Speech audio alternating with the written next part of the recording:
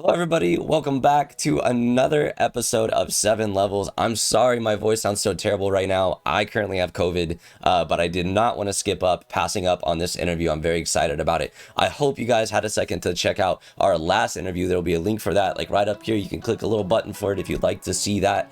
It was a great conversation.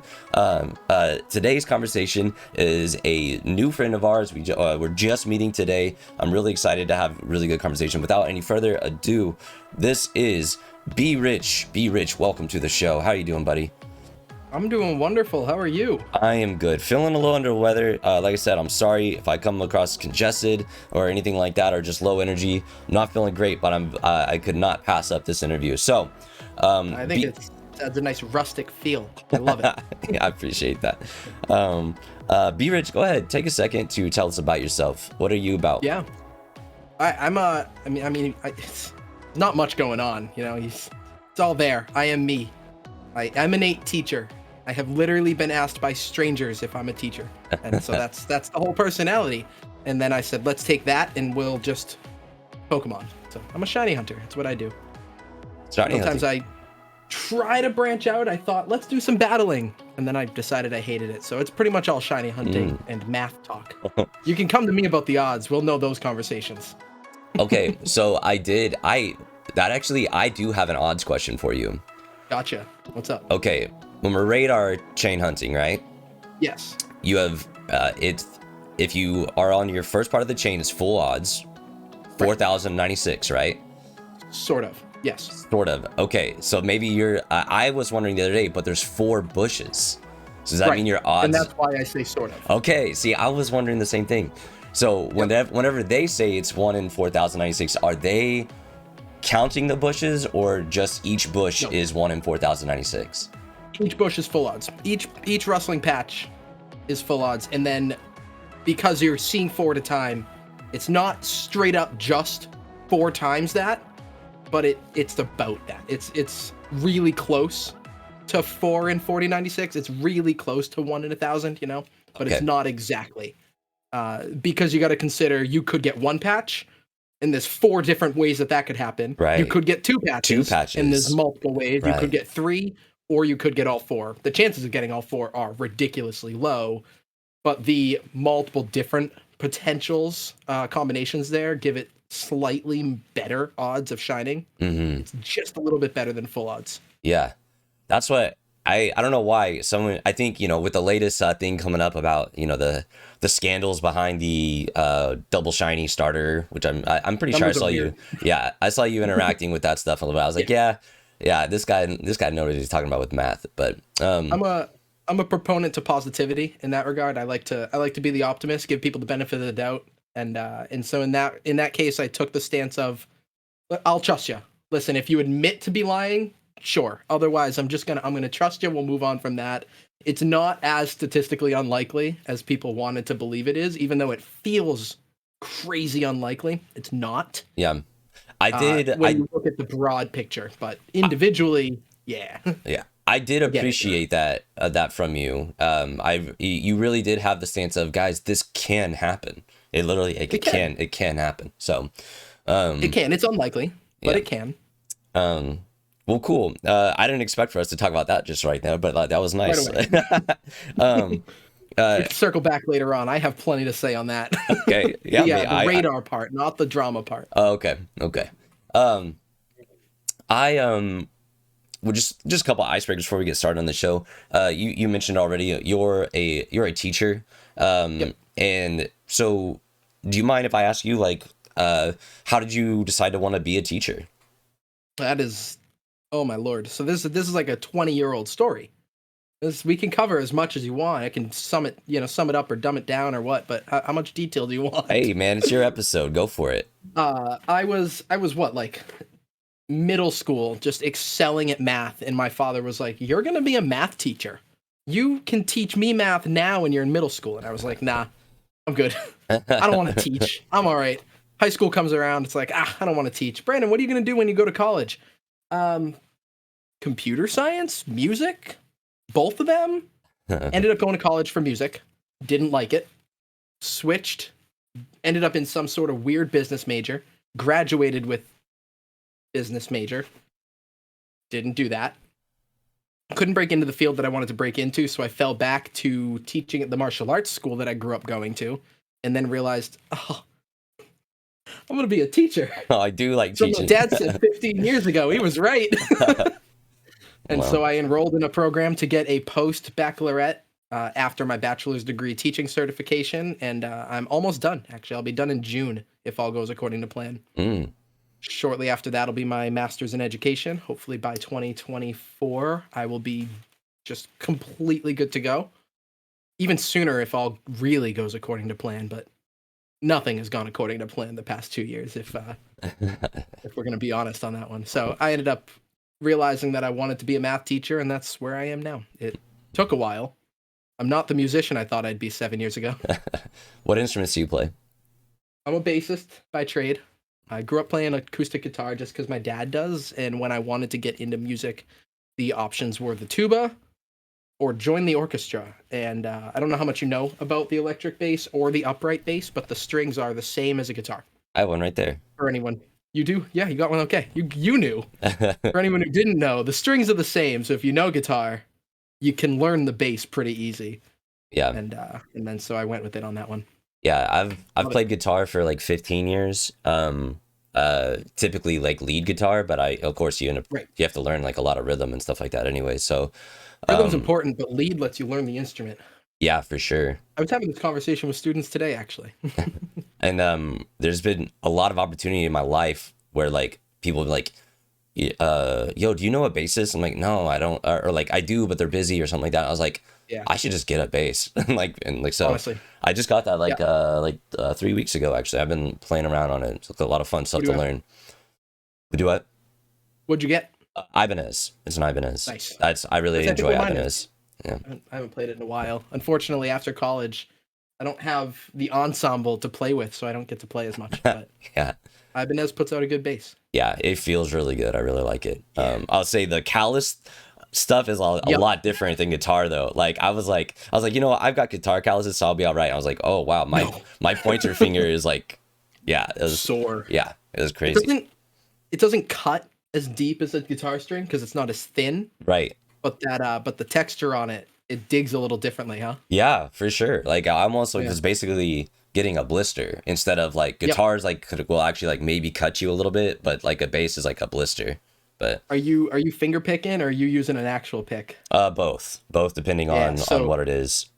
You like that pointer finger bubble you get as you start to do more you know? Yeah, I was finding myself unhealthily switching to my thumb a little bit, and I was like, I need to not make that habit. But with a not enough practice outside of ensembles and then like crunch time to get ready for concerts, I found myself relying on my back two fingers because my middle and pointer were raw from how much I was using them. I'm not sure. I don't think I used my pinky one time. I don't think I used my pinky at all. But not good. Yeah. But anyways, that was cool. I didn't know you were a musician. That's fun. We'll have to talk shop sometime about music. Absolutely. Music often comes up in these conversations, but more people are musicians than they like to admit. Yeah, I think that's probably pretty true. Well, okay. BRich, we are here today to play 7 levels. So I'm gonna take a second to explain the rules of 7 levels, and we're gonna get to it. 7 levels is an interview system designed to help communities get to know their streamer a little bit better. I've noticed that during streams, it's really hard to actually divulge into a whole topic for very long because of the nature of stream is bam, bam, bam. Someone new comes in, someone leaves, and so you don't really get a whole lot of opportunity to really discuss something at full about what you think about something. So design 7 levels to help with that. So it's a tool where you have as much time as you want to talk about something that you want to talk about. So you're not gonna just like start the conversation and then forget to respond for 15 minutes while I'm streaming it. Right. Exactly. Perfect. Love it. Yeah. And so it's called 7 levels because it's the idea that the first question is very shallow and it gets deeper and deeper as we go. But the only really goal is for us to have a great conversation. That's it. Cool. I'm ready. You're ready? All right, let's get started then. 7 levels. BRich, your first question. All right. What's your favorite animal? My favorite animal. Oh, I have like four that came to mind in a really quick, rapid succession. I Okay. went dog because everyone loves dogs, and then I Right. went giraffes Oh, because they're just phenomenal creatures that should not exist, and I love them. they're very Um, interesting. then I went penguins, but I think that's because my sister never stops talking about penguins, and I landed on monkeys. So I think I'm going with monkeys. I love them. Monkeys.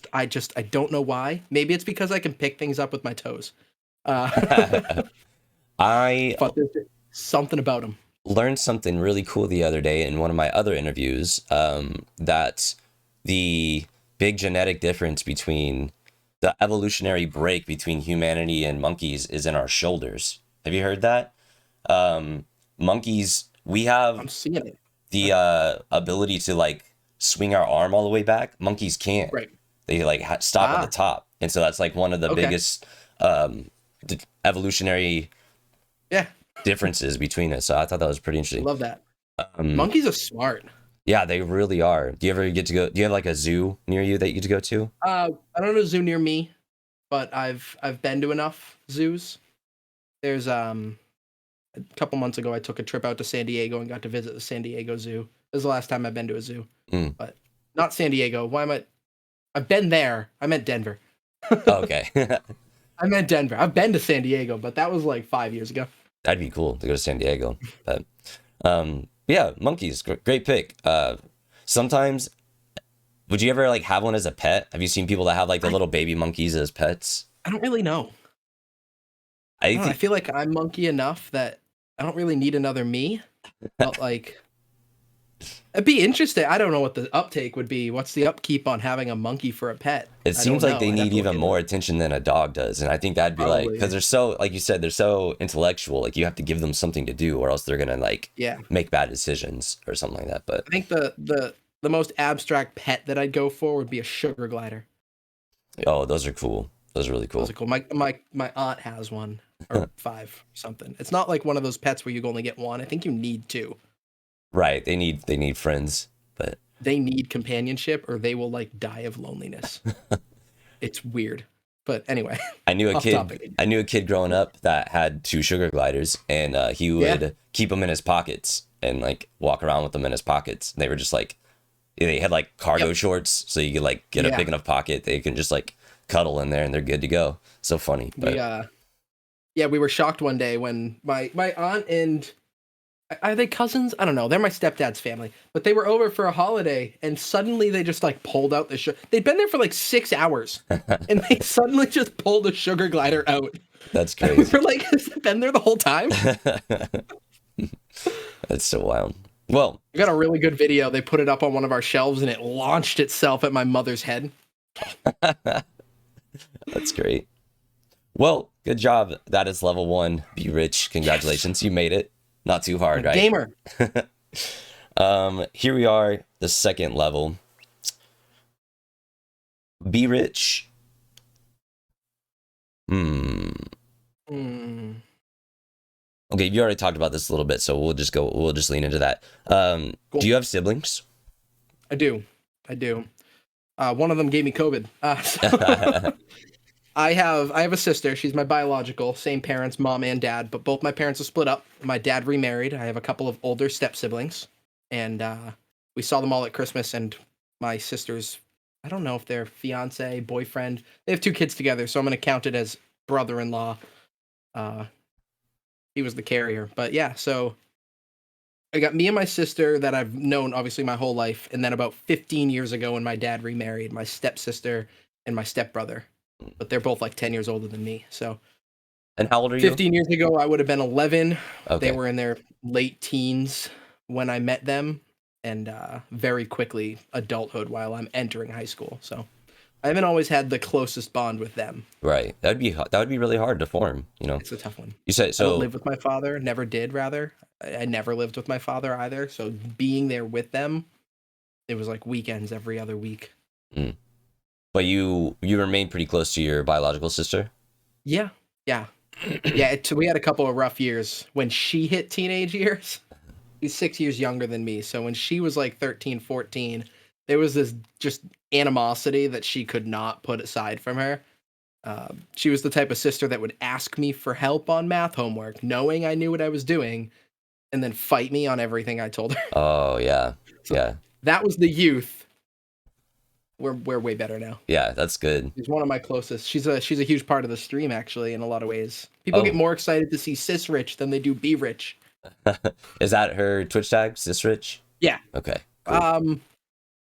I don't know if it's the Twitch tag that she made, but it's the persona she took on the stream when she comes onto the camera. Oh, I got it. I see. Awesome. That was coined by the viewers and stuck. Well, how do you feel about? You said your half sister, right? No, stepsister Stepsister. has kids, so it like makes you like Yep. a step uncle. What is that Kind of makes relationship me an like? uncle. Kind of makes me an uncle. It's so the first sibling to have kids, and so it was new to me. I love the 4-year-old is just a ball of positivity. He's a super shy kid at first. Whenever anybody who's not his direct family shows up, he just won't open up to them Mm, until he opens up to them, and he's just he takes all the energy and all the focus and all everything because it's just his personality's a magnet. He's a mm, 4-year-old, but I'm not sure that he's actually a 4-year-old. Like right. intellect wise. Yeah. And then she just gave birth to an infant, so I don't really have many thoughts on the infant just yet. Waiting to see their move. I've Um, met the kid once, and she's like 2 months old, so there's not really much going on. right. But we'll see if she's anything like her brother. Gonna be a good kid. Um, well, awesome. That is level 2. Well done. Cruising right through Gamer. it.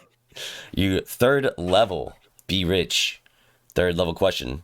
This will be Love it, love interesting. it. Now that you Okay. are a teacher, looking back, who was your favorite teacher? Um, the one that got me into teaching, I think, my chemistry teacher. She was, I've never been a huge science person. I was more of a math guy. I liked science, but freshman and sophomore year didn't really do it for me in terms of freshman and sophomore science. But then I got to chemistry. I took level 4 chem, which at our school was the honors level. And this teacher became a foundational member of my life at that point. She was inspirational and influential in everything. She was the teacher I went to get a recommendation for college, and then she took my sister under her wing in the same way when my sister got there. When I went back, I got home from college one year, and I was like, "Oh, I'm just gonna go visit, my high school chemistry teacher."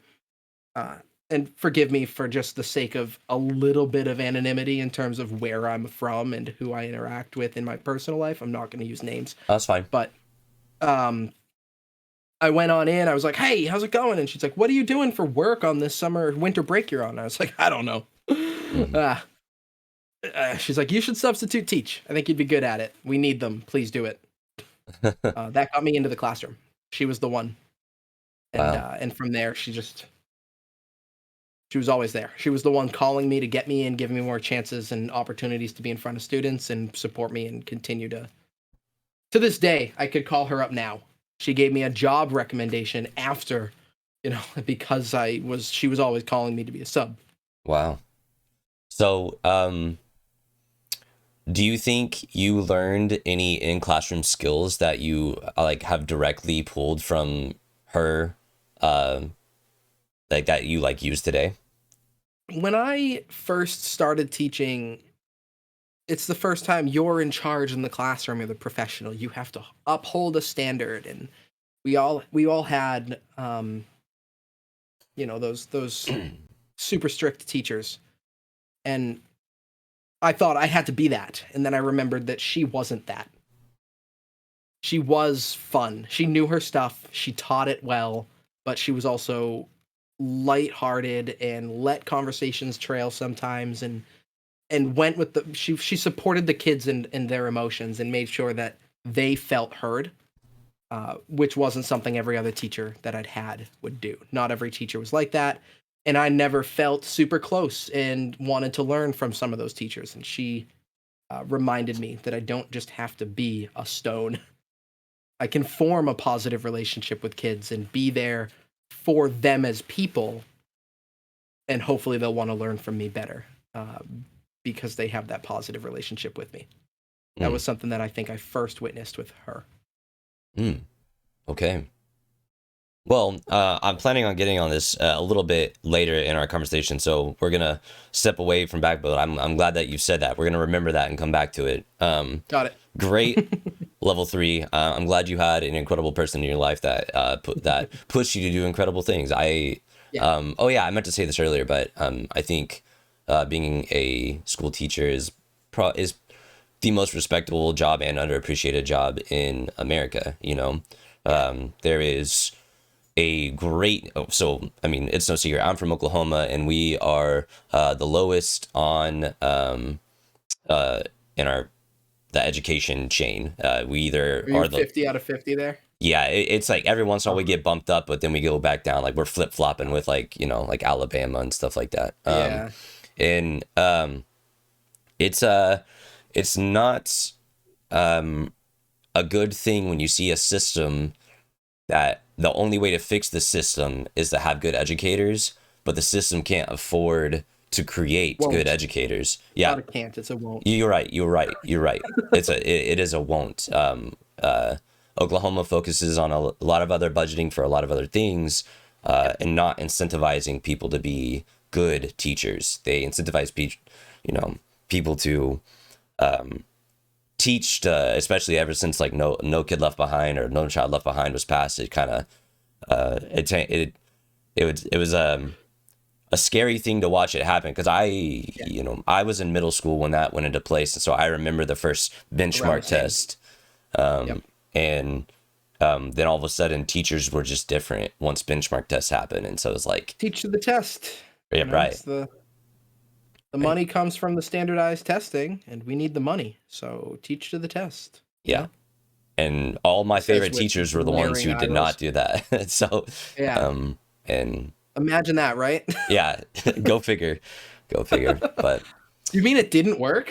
Crazy. Yeah. And they're still trying it, but so like I said, we'll come back to that, because I imagine we can have some invigorating conversation around that. But well done, level 4. #gamer. This is your halfway point. Everything gets deeper from here, buddy. You ready? I'm thinking, where's level 3.5? I want that true half. Wait, we just had it. Yeah, we got that. This question is really fun. So I'm ready. If you were forced to go into witness protection, but you got to pick your new identity, tell us about who you would be. Interesting. Okay. I mean, obviously, I'd have to get rid of this half of my persona. Can't do the streamer stuff. Right. Because obviously that negates the whole point of witness protection. So I guess I couldn't be a gamer the way that I'd want to. And I don't even know if I'd really be allowed to be a teacher. I just have to change everything about me, huh? Yeah, probably. Like, what's a name you would gravitate to, do you think? Oh. Man, I don't know. We went from like things that you probably already know about yourself, to just come up with the answers immediately on the spot. It's depth. Just go with something real dumb, like Jimothy. I don't know. Jimothy. Okay. No, I'd be immediately picked out. Like, that's not a real person. It'd have to be something like nondescript. Carl. You could pass as a Carl. I could. Yeah, who couldn't pass as a Carl? you have a lot more energy than I would imagine a Carl would, but you know. That's fair, but are you basing that off of Jimmy Neutron? Because that's where I got it from. Carl's mom. That might be the one. It might have to be Jimmy. I think I'd have to go with Jimmy. Jimmy, that's a good name. Yeah. Yeah. Brain blast. And what do you think Jimmy would do for a living? Jimmy would he'd have to put the brain to use. I couldn't go anywhere without doing the thing that makes me feel whole, which is still some form of education. I don't know that I'd be able to end up being the same level of, unless the government could get me false credentials under my new name, which maybe, but it would maybe charter school, which don't need quite the same level of credentials to back it up, but something education based still. Well, you It's did really just mention passion. about uh, a martial arts school. Maybe your education just go a different way. I will open the unknown random city, town, place, and state that we don't talk about location for Cobra Kai. That'll just be what There I you go. do. Hey, have you been watching that? I am totally caught up on Me that. too, man. I love that show for exactly what it is, which is Yeah, just like a con pretending to be the 80s. right. And so it's like anytime people have a critique about it, like this is so I'm just like shut up. Like this is There exactly are, what it's supposed to be. I totally agree. There were some parts in it where I was like, I mean, it's so predictable. You're doing the same thing again. Yeah. But like season 3, I left it like, okay, they did it. They did. Season 4 was good. Yeah. Yeah. Season 4 was really good. That's the one we just got, right? Yeah. I binge watched that, I guess like a week or two ago, and I was like, yeah, Yeah, same. it's so good. Like, oh, you have COVID? Yeah, you're not sleeping anyway, so might as well just watch all of Cobra Kai. Yeah. So who's your favorite pupil in Cobra Kai? Oh, that's tough. I've kind of moved around. I really liked Robbie in the beginning, but I think that they did his character dirty. Samantha's really driving me insane, but I Yeah. also understand where she's coming from in a lot of ways. Um, I like where Hawk's at right now at the end of season 4. I think Hawk's Without my without favorite giving any currently. specifics away, I like where Hawk's at the end of season 4, and I don't think anyone can dispute the fact that Miguel's probably the best character on the show. Yeah. I I would like this. Oh my gosh, yeah. Okay, so I mean, yeah, let me speak to you in code. The Okay. scene where, Miguel is helping a very hungover person and Right. like Oh, that hurt. That oh, one hurt. yeah. Oh, Yeah. I was like that moment. Yeah, that's tough, but yeah. that was that was a gut punch for everyone watching. I did I enjoy the writing part behind Cobra Kai of like you said, like Samantha is like literally so terrible. But at the same time, I get it. Yeah, and it keeps built, but it also like she's clearly villainizing her rival, and every instant is like of it happening is like them trying to be like, yo, from the rival's point of view, like they're just like doing their best. I actually can't remember that girl's name. What's her name? Tori. Tori. Yeah, like so it was like I almost like it was almost so like the way it They've played done out. really well with her character. Yeah, the way it played out was almost like, yeah, you could see this coming, but like anyways, I don't want to do any spoilers, but yeah, I'm glad you like No, that because if we it's want to a if we dope want to go show. the opposite direction, if we're gonna go best and worsts, because those are fun.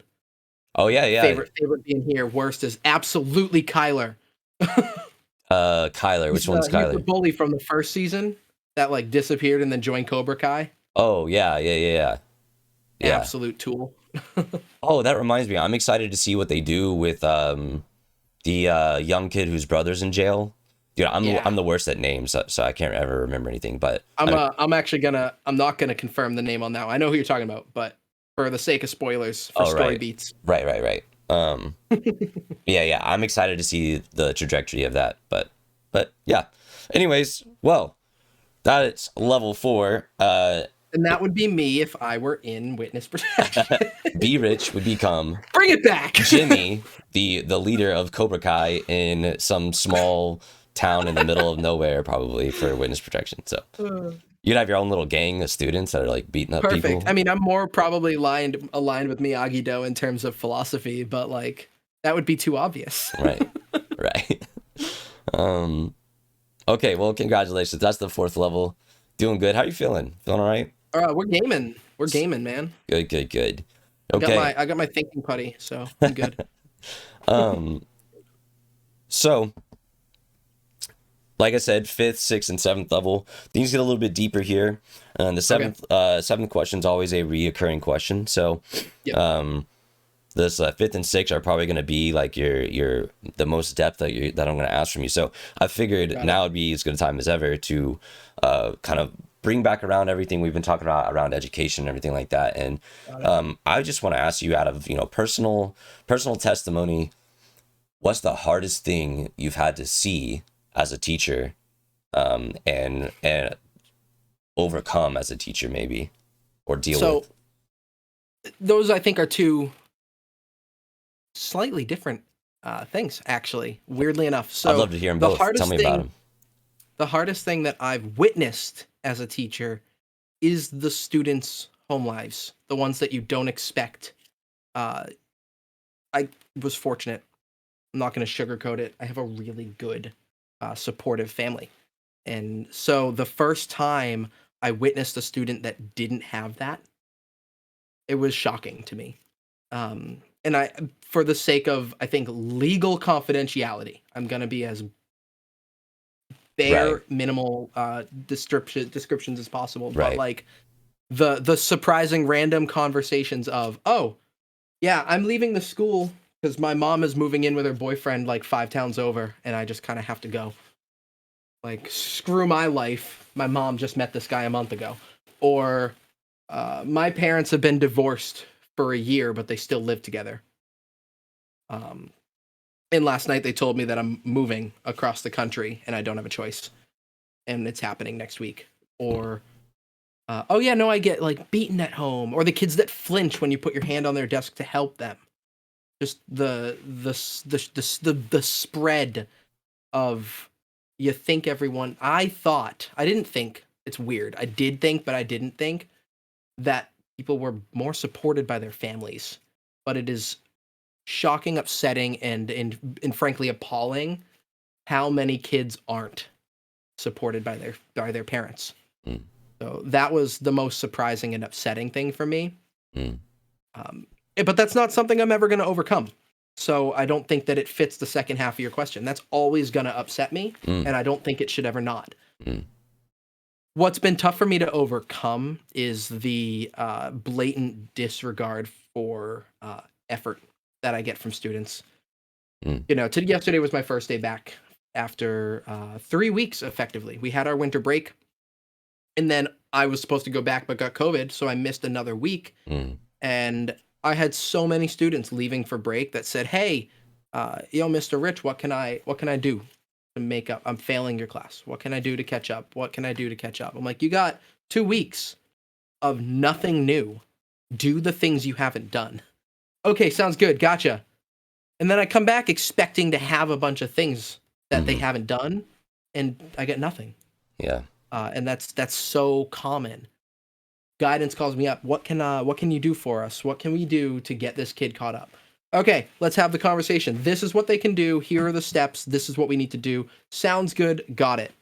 And then I get nothing until the next week I get the same email asking what they can do. Right. Uh, and not taking that personally is probably been the hardest thing for me to overcome. Not questioning my own standards, tactics, methods, and having to remind myself that the kids that are engaging are succeeding. Mm, And just because kids aren't engaging, that doesn't mean I'm not doing what I should be doing.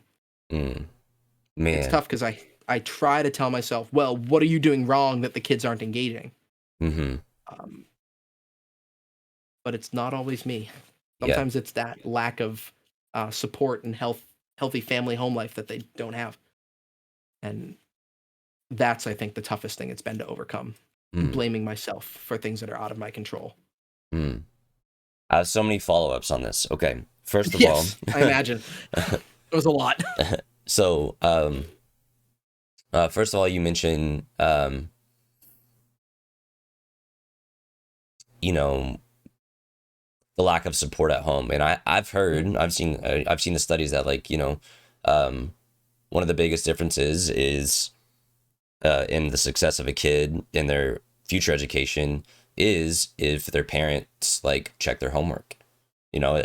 Like, not even just on a level of like, yeah, their answers are going to be more correct if an adult looks No, at their did homework. you do it? Yeah, but like how involved are they in the process? So Yeah. I'd be curious to hear what you think. Why do you think humanity, there's a portion of people that literally just cannot take the accountability of this is their kid and they should worry about their future? I think it falls back to a concept that is more commonly considered when it comes to electricity, weirdly enough, called the path of least resistance. Mhm. In electricity, if you set up two circuits or one circuit where you have a straight shot and then a second wire that's going around like a longer path and reconnects later on, electricity is going to go the straight one. It's the fastest way to get the least resistance to get where it's going. That's proven. That's going to happen every time. Mhm. Sound tech does the same thing. Sound will take the shortest path to get from start to end. People will too. We're going to walk straight down the hallway until something makes us have to move. You don't see people generally weaving back and forth around an empty hallway, going Mhm. from one side to the other to the other. They're going straight down the middle until someone's in their way and they have to go around that person.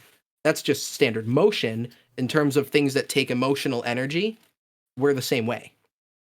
We will most often, unless we see a reason, and some people don't see that reason, to put more effort in than we really want to, we won't. Why do you think? Unfortunately, and there are exceptions to this. It's not absolutes. Right. Yeah, of course. Uh, But why do you but in think? terms of I don't have to wake up until 7 o'clock, I'm probably not going to wake up until 7 o'clock. Right. Even if the better thing would be to wake up at 6 and actually get ready. Well, like we're supposed to have this like instinctual protection for our offspring. Like, why do you like? Why do you think education ends up not meeting that, falling in that realm? Uh, I wish I could. I wish I could give like an this is my formal opinion, uh, but it's so anecdotal that I don't really want to make that final call and say this is why. From my perception of it, we, at least in America, don't value the education because the older generations weren't taught to value the education. There's a shift in I think attitude towards the work ethic, the work like the American dream life, the you've Mm, got to work because you've got to work because you've got to work, and so it's like the emphasis is on the work, get through it, deal with it, buckle down, just do what you need to do, and get through it. Not on do what's actually right for your future down the line, even if it means you won't succeed immediately right now. mm-hmm. It's weird, and I think I'm not articulating it as well as I want to. No, But I think a lot of parents don't see the value in education and therefore don't care about their kids' education, or they were tricked and are not even realizing that they're not mm, doing what's right for their kids. Some of them think they are, and we think they're not, and it's turning into I get the final say because it's my kid. right. And then there are people that are just liars and cheaters and deceivers that will just not take education seriously because it takes effort and you got to be honest, and they don't want to be. They'll take the easy way out. That is also a thing. I'm dealing with that thing right now. Yeah. One of the kids in my after school program, he's really very smart and he knows it. And so he is that kid who will bend every rule but never break it. And I keep Push until he. yeah, and I keep telling him, I'm like, you are finding so many loopholes and so many things, and it's like you're incredibly smart to do so, but at the end of the day, people, even though you're not breaking rules, people still don't trust you. Like, Yeah. and so it's like it's really tough. Like you said, it's really tough when you see that in students, that that lack of I want to Yeah. do good in school. Yeah. Um, so which brings up It's the to our, value in education. right, to the next follow up. So my favorite school teacher ever was Mhm. Mr. Feeney from Boy Meets World. Okay. Did you ever watch Boy Meets World? No, no. I know the character vaguely. I you know would the love that name. I show. recognize it. I've not watched the show. You would love that show. 10 out of 10 would recommend go and watch. But he that the epitome of that show, like the whole thing is like the whole first two seasons is you have the main characters Corey and Sean who do not want to be at school, and Right. the world is happening around them and they happen to be in school kind of thing. And Mr. Feeney is somehow ends up being their school teacher literally every single year of their school system because of just like, sometimes teachers move up grades, which by the way, I forgot to ask you, what grade do you teach? I'm in high school, so I teach geometry and algebra 2. Okay. So while technically those are sophomore and junior classes, I have sophomores, juniors, and seniors spread across all of them. Right, depending on where they're at in their in their own personal academic journey. Yep. Right. By the way, I love geometry. That was my favorite subject in high school. But anyways, the question is, you're right. It's not your fault when they literally have the outline of how to succeed and they won't do it. You can't make a horse drink, right? You can lead them to water. You can't make them drink. You can shove their face into it and they still don't need to drink. Right. What is a teacher supposed to do after that? You give the opportunities, and then it's up to them. When they're younger, they're in elementary or middle school. There's a little bit more. There's a little bit more you can, in a way, and I hate the phrasing, but I'm going to use it just for lack of a better term. Force them to do the work. Mm-hmm.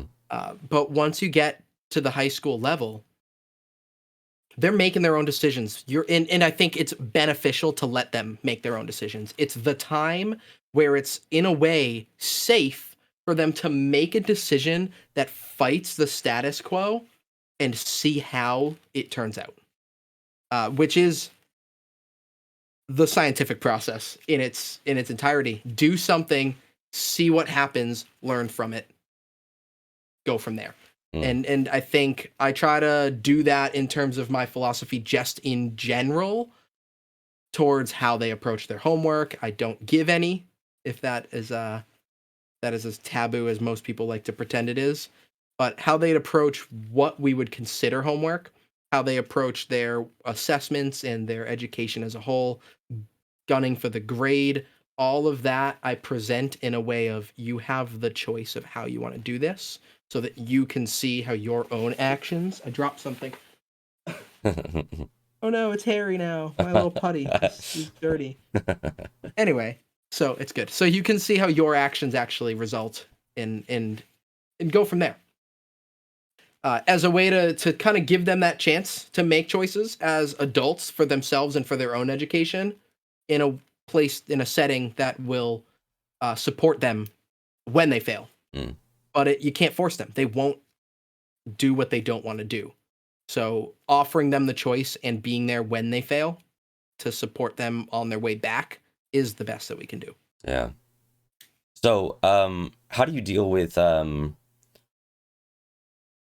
maybe you don't actually have to deal with this, which would be really awesome if you don't, but in Oklahoma, a lot of time the essence of the teacher is just well, sometimes it's pathetic. Like they are very defeated in Oklahoma. Teacher burnout.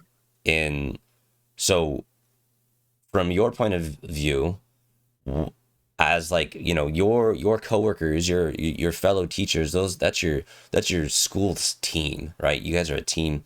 Like what do you deal with? How do you deal with teachers that maybe aren't on this same energy or same, but you can tell it's affecting your students because you share your students. You only teach math subjects. So let's say they have a teacher that's trying to teach them history right before your math class, and all of a sudden, like you're dealing with the whatever vibe they got from their class right before you is coming into your class. What do you do about that?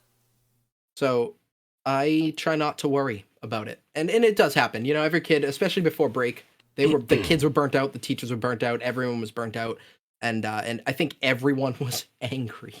I noticed it immediately coming back yesterday that everyone's just in a better mood right now. So we're in a good place. But my classroom is my classroom. And what happens outside of the classroom, I care about, but I don't want them to let it affect my classroom. So I'm pretty blunt with my students right off the bat that they are going to make their own education in my classroom. Their effort is going to be their own success or failure. But I also remind them right off the bat that I know stuff outside the room happens. It will affect them when they're in my room, and I just expect them to give me what they can give me on any given day. I want my students to know that I respect them in their personal lives, whether that's in other classes, with their friends, with their families, at home, at work, whatever. And my students know that they don't have to participate on any given day because it just might not be the day. We've all been there, and to pretend that teenagers don't feel that as well is just ignorant and disrespectful to them. So I provide them the opportunities to, if you want to engage in class right now, you'll learn it right now.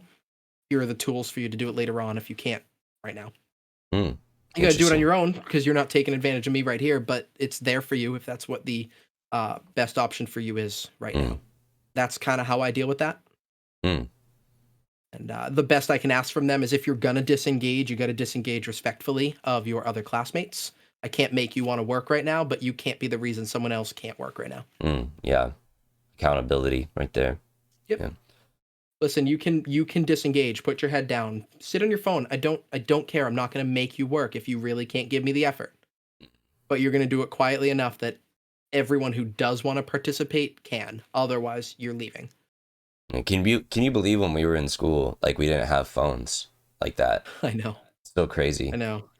The iPhone just started to become a thing for me right around freshman, sophomore year of high school. I didn't get one until senior year of college. Yeah. Which was late for, I mean, we were on like the 7 by the time I was in college. Yeah. But it's not like I was just becoming college age when they became a thing. I was just really late to the party. But What year did you graduate high school? high school was 13 for me. Okay. And college was 17. Well, heck of an answer. I could talk about this stuff forever, but I could too. It's like beating a dead horse though at some point. So we better. I could too. There's a lot. But BRich, that is level 5. Congratulations. You have made it to level 6. And for those of you that are watching, congratulations. Thank you for watching so far into this video. I really appreciate you. And so one of the ways I would like to show that appreciation is, if you are watching this right now and you are the first person to go to BRich's stream and say, I made it to level 6, BRich will DM me your name and I will come to the channel and gift you a sub to BRich's channel. If you are already a sub, do it anyways, and I will gift a sub to BRich's channel in your honor. It's just a little reward for making it as far as you did in this video. I really appreciate you watching. Please go over to twitch.tv/BRich14. Okay? But yeah, you ready for level 6, BRich? I'm ready for level 6. I was thinking about what sound bites I could try to play there that would fit the mood, and I realized none of them were going to be good. Okay. I was fishing through my stream deck while you were making that little announcement. Best I could land on was Professor Oak saying something about presents. Do you like your stream deck? I don't have one. I've never tried to use one, but is it pretty useful for you? The savior. Is it? Absolute savior. I just set up yesterday. I did some work on it. I set up a sampler that allows me, and I don't know if it's going to read through the OBS, not OBS, but into Discord. Sometimes things do come through my mic feed and sometimes they don't, but it definitely reads through stream. I can press and hold a button and speak, and it automatically clips it and allows me to play it back. And then I can just clear it if I want and try again. A little sampler. Pretty cool. Cool. That's pretty dope. Small little thing. I use it mostly for the scene switcher, you know? Right. Well, anyways, level 6. BRich, your level 6 question. I really like this question. It's not necessarily a question that's like free. I've asked it to another person, but I think it's a very good question to ask, and I might make it my reoccurring question for next season. But nice. Your question is, what is the most true thing a person can know about themselves?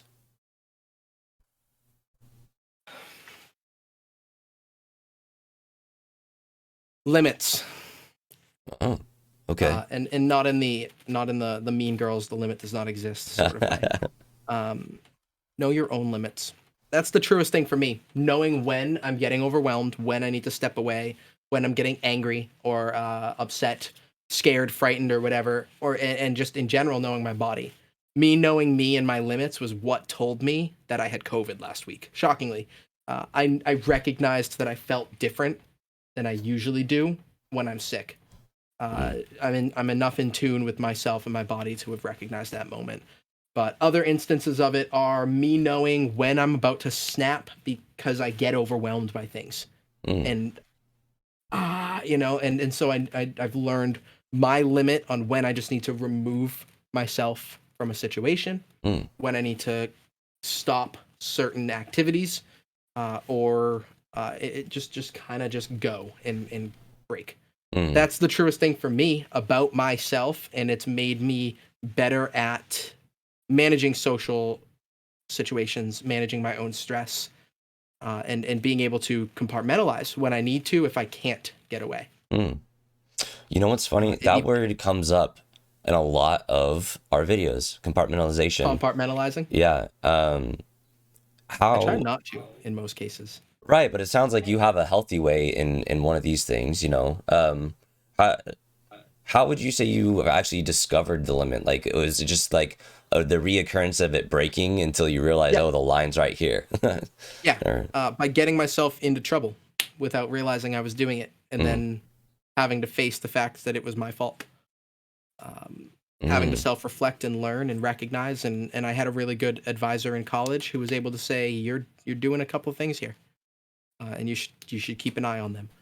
And then so part of that was keeping an eye on it was learning about social emotional health and social cues and managing my own mental state, how to handle conflict and when to remove, identify and recognize issues that were arising before they got out of hand. That was all stuff that I had to learn.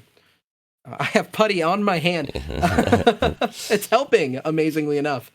That's one of the other things is keeping myself focused in ways like this. I learned I'm always fidgeting with something, and this stuff is helping me keep myself on task. But identifying triggers and removing the opportunities for those triggers to occur as much as possible. It was all just trial and error. Sounds like it takes a lot of discipline. It took a lot of time. So It took a lot of time for sure. you know, you are a math teacher, Yes.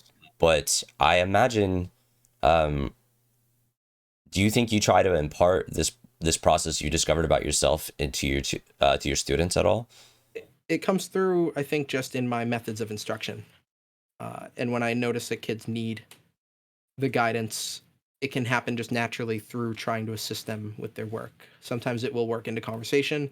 I'm not afraid to treat my students like actual people and know that the content is not always going to be the focus of conversation on the given day. It happens. We trail off. It needs to happen. Sometimes the kids just need an opportunity to talk to an adult that can give them some insight and guidance. They just want to chat and learn, and I get to be that person for them sometimes. So yes, I do end up doing it without even meaning to. Yeah. My apologies in most cases. Well, do you think that how should I say this? Do you think your limits, your awareness of your limits, holds you back from anything, or just empower you in the moments that you are aware? I think my unawareness of my limits used to hold me back. Okay. I know what I can do and what I can't do, and I think that allows me to make the correct decisions when I'm deciding if I want to engage or disengage with activities, people, things in general. I had the opportunity at the beginning of the school year. I was asked to be the freshman class advisor because they were looking for one, and I want to do that. That is something I want to do eventually. But I know my limits as someone who is trying to juggle too many things at once, and I knew I couldn't give myself another responsibility, and I would just let that suffer. Something would falter, something would drop. And so while one could argue that I gave up the opportunity to do something, what I really think I did was make sure that I was putting the most effort I could and energy into the things I was already doing, and Yeah. not spreading myself too thin. Yeah. And that was because I knew while I want to do this, I don't right now. I can't right now. I think that's actually a really important thing for people to learn, and 'cause I noticed that in my own life too. It's like I really want streaming to work out, but Yeah. I know for a fact right now I have made one, maybe two too many things happening in my life, and I see it. I have to change my schedule Yeah. repeatedly. I have Yep. to it and it sucks is like streaming almost always takes the hit. Yeah. Because I mean, Absolutely. because day job comes first, my relationships with my family and my fiance comes first, Yeah. and I really hate that streaming ends up taking the hit, but I know for a fact someday I'm gonna land on a point to where I do have it figured out in like that Yeah. key way that you're talking about, and I think that's what if anyone's watching this video, I hope you guys are listening to BRich right now because that is important to learn sooner rather than later. It's like You the know, it's say no to something. There's it's probably something tough. you need to say no to. Probably. I should have said no to Wendy's yesterday. Um, that's different. So no, on the whole streaming thing, I've let it slip as well. You know, I'm watching friends of mine that I've made streaming grow and grow and grow and grow and grow and grow and grow, and I'm watching more and more of my friends become partners Yeah, and reach that point yeah. where they Shine just are got it the able other to. day. Shine just got it. Smarpy a couple months ago. So Yeah. many of my friends are getting either really close or are actually getting it, and a lot of them started at the same time or after I have. Mm-hmm. Right, like Metal Fear is so close. He's gonna have it Oh, this yeah. year Yeah, he's easily. got it easily. Yeah. And he's not been streaming as long as I have. I've watched him start. Uh, I'm not complaining. I don't want that to come across at all. No, I'm I get what you're impressed and saying. in awe because Metal does what I do as a career, and he managed to find a balance in a way that allows him to engage with his wife and his job and his family and still succeed in streaming in a way that allowed him to grow at this phenomenal exponential rate that he has. And I think that's part of the fact that he is serotonin in a person, you know. Yeah. But I haven't found that balance exactly as you were just saying. I have had to let stream fall to the wayside. You know, I know that for me, the career focus is getting myself on my feet teaching and keeping myself in the right head state to do the best for my students, finish my education, save up money to be able to not live with my family, my parents, and and those are the things that the education is going to do that. The teaching is going to do that for me, and streaming won't, unfortunately, right now. So it has to be the thing I cut, even though I really want to grow at the rate that a lot of my friends have. Uh, I can't give it the dedication it needs right now, mm. and that was a hard pill to swallow. I asked Metal in his interview a little bit about that, and he said one of his tricks is actually compartmentalization. When he's at school, he doesn't work on stream stuff. He doesn't work on anything else. And then the second he's done with work, he's done with it. You know what I mean? And Yep. so like, Try to leave work at work too. I try not to grade I at home. I try not to bring work home. I wish I had a brain like that. I unfortunately do not. I'm always thinking about the thing that I should not be thinking about in the office that I'm not in. So, I'm like, thinking about things. I'm thinking about what I want to do with my classes tomorrow. It does enter my brain, but I think I'm not actively doing it. I'm not checking my email and worrying about what my kids are emailing me about. It's like I can do that tomorrow. I leave the grading at the school because I can do it during my prep.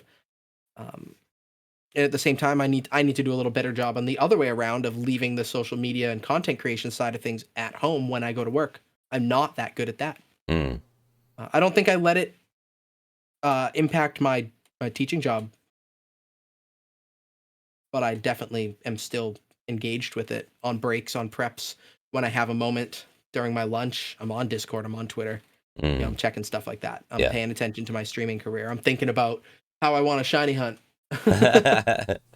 Thinking about that gosh darn Regieleki that I finally got. Mm, You know, but the compartmentalization is only so healthy.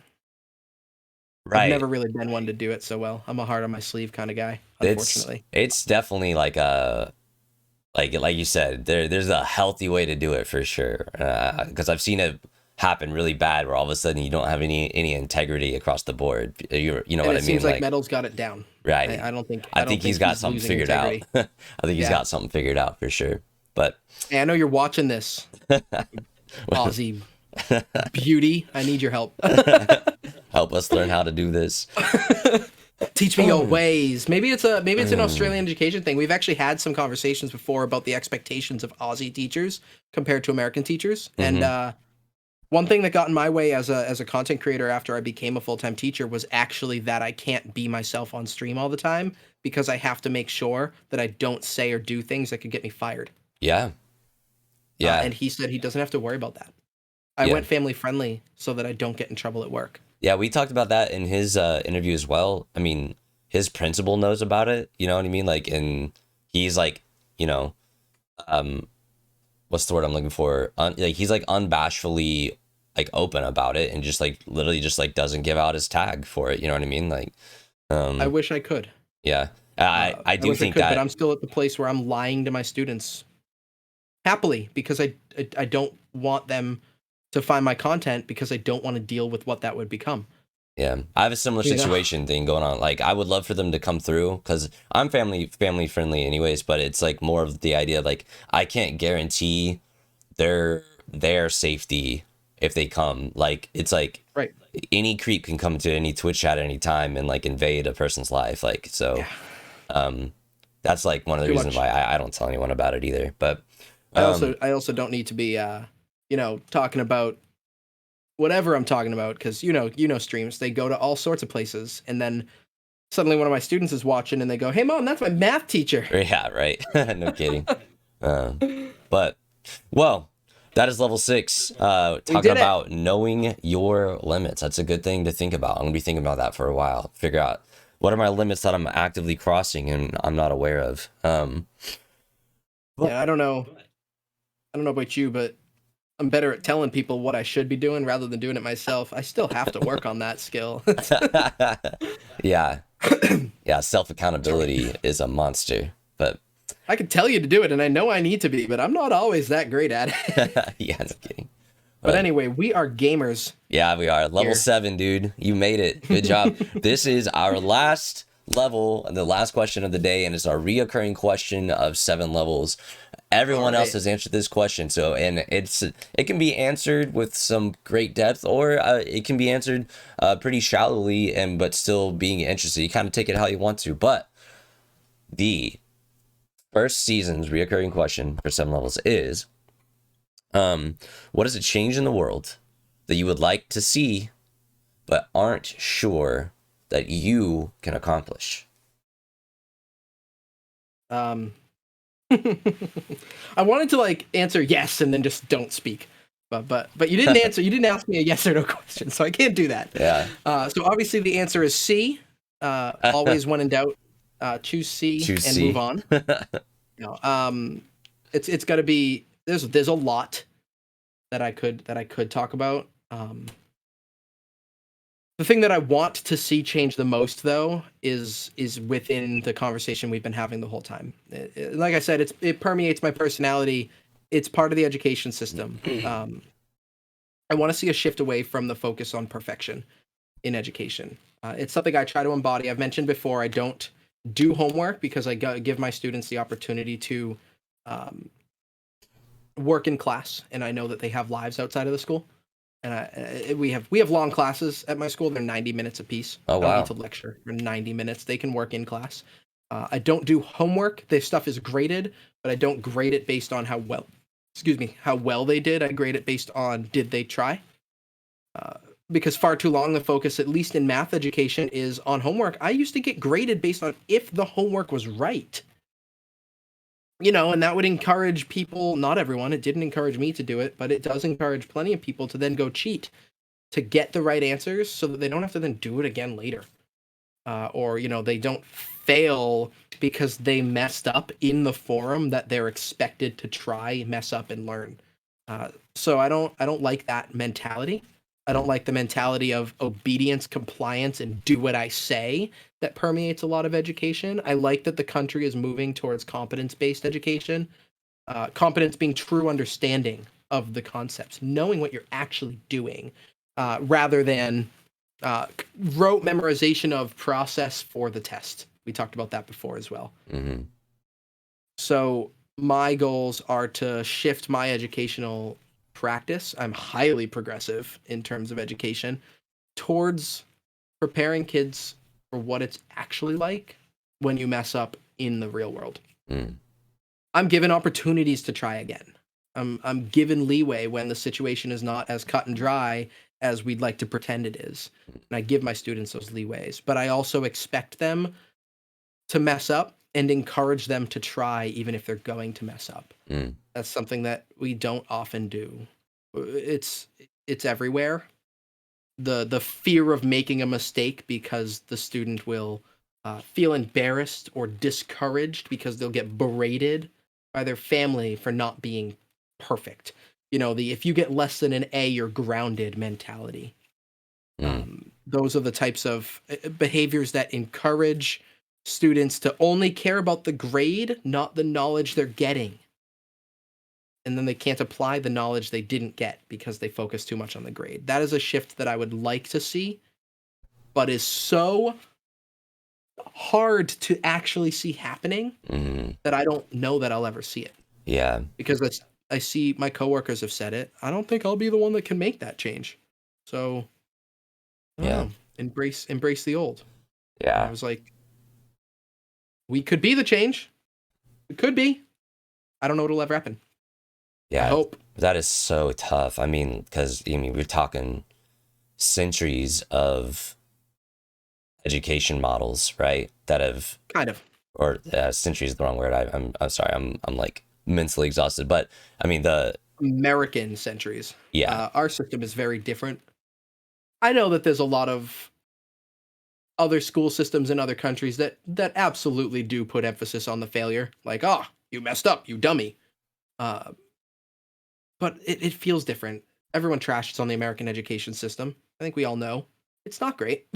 Yeah. It's not great. Yeah. There's a lot of improvements we could take, and I'm trying to be a pioneer. Yeah. But I don't know that it'll ever happen.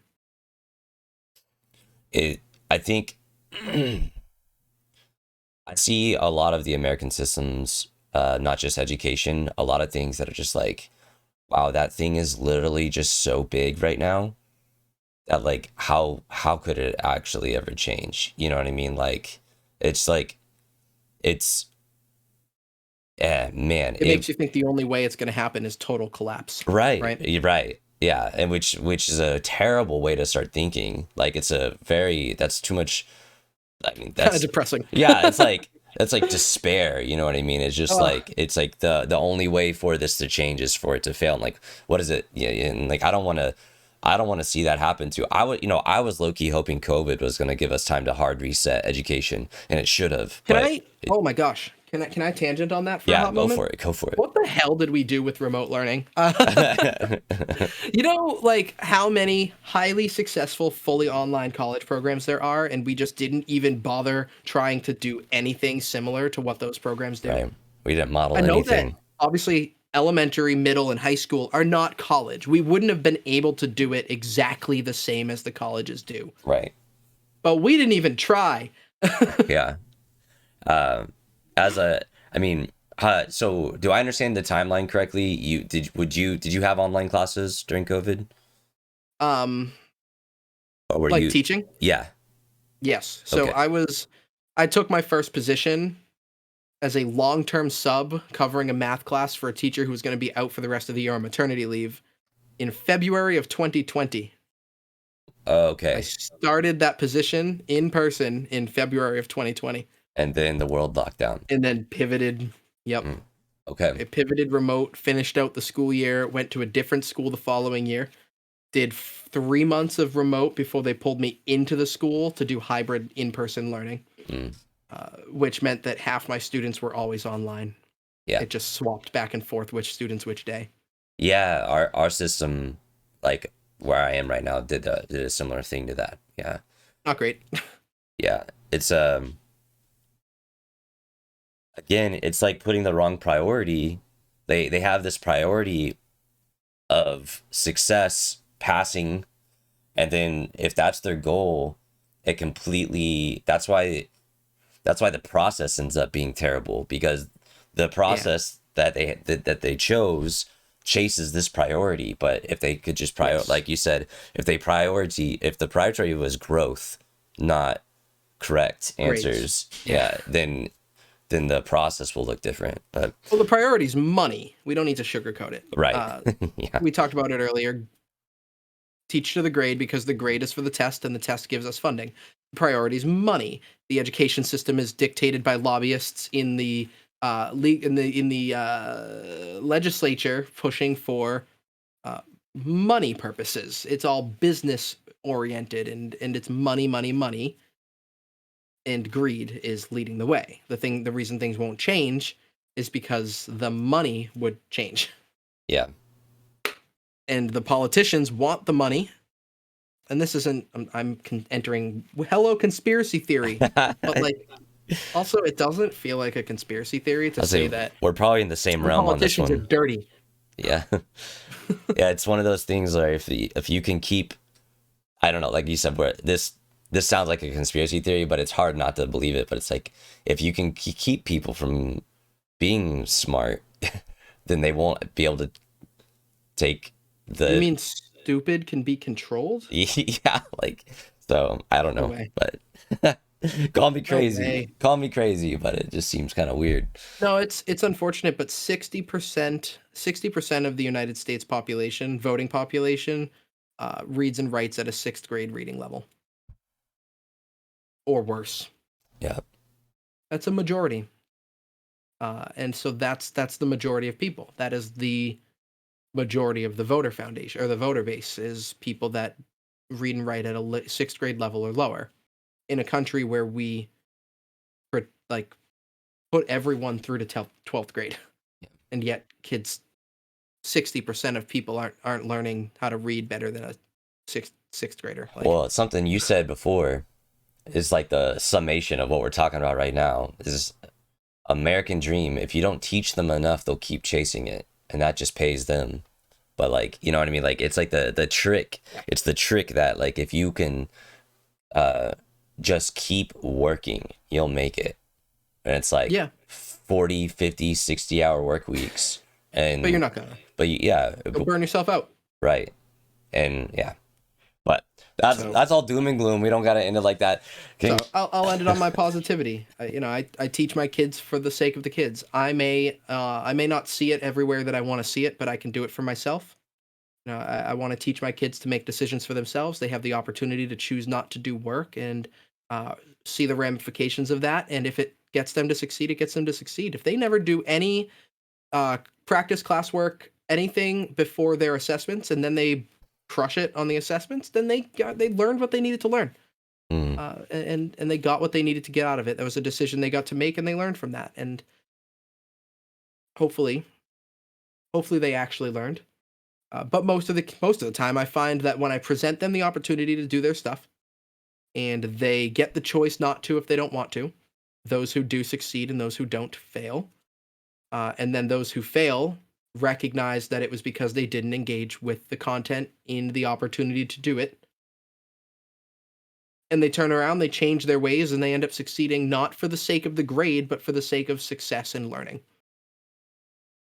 We don't memorize for the sake of memorizing. We memorize through practice and repetition.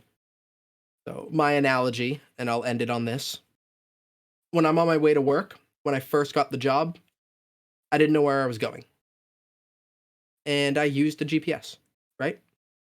So I used that GPS. It guided me along the way, step by step, and then I eventually learned the route. Not because I was like forcing myself to memorize it before I left for the trip, but because I did it enough to learn it naturally. And then I could put the GPS away. I didn't need it anymore. But it was there for me to use if I suddenly found that I got lost and needed to find my way back. And so those tools, those resources are there, and it's more important for me to know how to use them and learn through actual practice and I guess application than to memorize before every potential opportunity to do something, and then not have the tool there when I need it. We mm. always have our tools and we always have our resources. it's silly to think we won't. Mm-hmm. And it's more important to be able to use those and know what you're looking at than to memorize things and memorize everything, even though you might not end up needing everything. Mm. We learn through what we need to do. The things you do, and you do again, and you do again, and the things that become the most important parts of your jobs and daily lives are the things you will learn how to do. The rest of it, you have the resources to figure it out if you need to do that, but there's no need to memorize it. And that's how I try to teach my classes. Mm. It's realistic. Yeah. And it's been successful. Well, speaking of successful, BRich, you did it. You made it. Did we make it through level 7? That's it, man. You made it all the way Did I through. do it? And hey, Oh my God. I really appreciate that conversation. I don't know about you, but I really enjoyed this time that we had together, and I think this is an important video, and I really hope people end up watching it. And same with Only medals. 4 hours long. Good job. This is After editing, it will be 15 minutes. luckily, I'm really thankful for these videos because they don't take a whole lot of editing. So that's I don't really think we had a lot of pauses, and we only answered each question 4 times. So Yeah. you only have to cut out. But congratulations, BRich. You made it. Go ahead and take a second. Let people know what you got coming up. What's going on in your stream? What's coming up? What do you want to advertise real quick? Hashtag self promo time, huh? Yeah, go for it. Yeah, I just redid a lot of my overlays last night. I'm really excited to premiere those on stream soon. More of the alerts side of things. Just trying to make the stream look a little cleaner. So on that front, I'm happy with it. New camera, brand new. This is the premiere, the debut of a new camera with a green screen. I've had the green screen, but like the camera is so good that it actually works now. If you guys are familiar with the success of the Wild Area Showdown and the Dynamax Adventure Showdown that Shine Patrol hosted a couple months ago, I've been involved in planning with those, and we're doing the Underground Showdown in a couple weeks. It's about a week and a half away. And from, I think, you said this is going up pretty quickly, right? Yeah. So it'll be up before that for sure. Upload, it's next weekend. But if it's February when you're watching this, you missed it. You missed it. So keep an eye out for the next one, but there'll be more. But that's coming up. I'm really excited about it. And then Legends Arceus. I am pumped about this game. Yeah, it looks really good. I don't know. A lot of people, I see a lot of mixed reactions, mixed reviews, but there is nothing but optimism, excitement, and positivity coming out of me on this one. I am pumped for this game. I don't know if it'll be a long-term, new shiny hunting meta, but I'm excited to put that thing in my Switch and play it, no-life it, and then hopefully continue to play it. But I don't know. We don't know what to see. We don't know what we're getting yet. It's not out. Right, yeah. I'm really excited about that too. I can't wait. So pumped. But, again, thank you so much for taking a shot on this, BRich. I really appreciate it. I had a great conversation with you. Yeah, I appreciate it. All we have left is saying bye to YouTube. So, goodbye, everybody. Bye, YouTube.